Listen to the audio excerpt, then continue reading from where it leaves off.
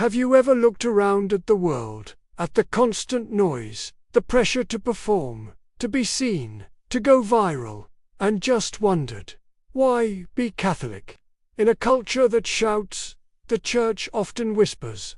In a world that demands you build a personal brand, Catholicism asks you to kneel. It feels countercultural, doesn't it? Well, that's because it is. Being Catholic today is a form of resistance. It's a quiet rebellion against the tyranny of the urgent and the loud.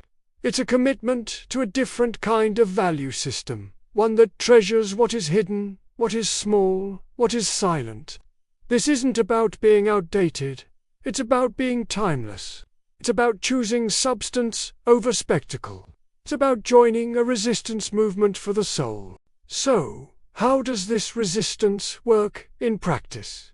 Let's talk about two of the most powerful and perhaps most misunderstood weapons in our spiritual arsenal: the confessional and Eucharistic adoration.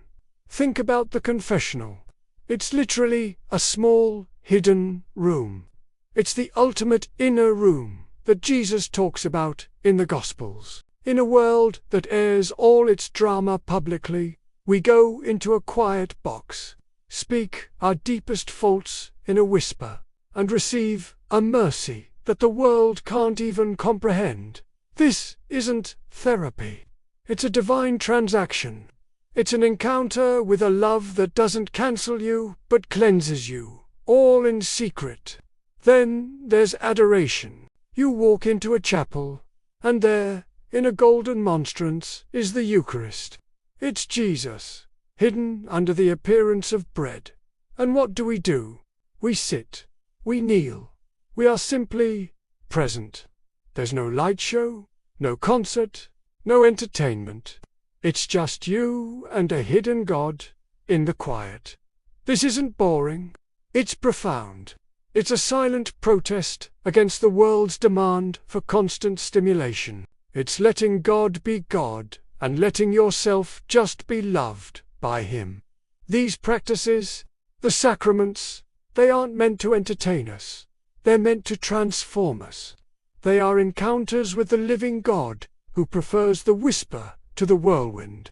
This points to a deep theological truth that is completely at odds with our modern culture of achievement. Grace, the very life of God in our souls, is not something we earn by being impressive. We don't get more of it by having more followers or by being the most dynamic person in the room. Grace is received. It's a gift poured out for us, often most powerfully when we are at our most quiet and receptive. Think about it. When the world tells you to stand up, stand out, and make your voice heard, the Church invites you to kneel. Kneeling is a posture of humility, of dependence, of reception. It's a physical declaration that we are not the center of the universe. It's an act of resistance against the pride that our culture celebrates as ambition. In a world obsessed with self-promotion, the Church calls us to self-gift.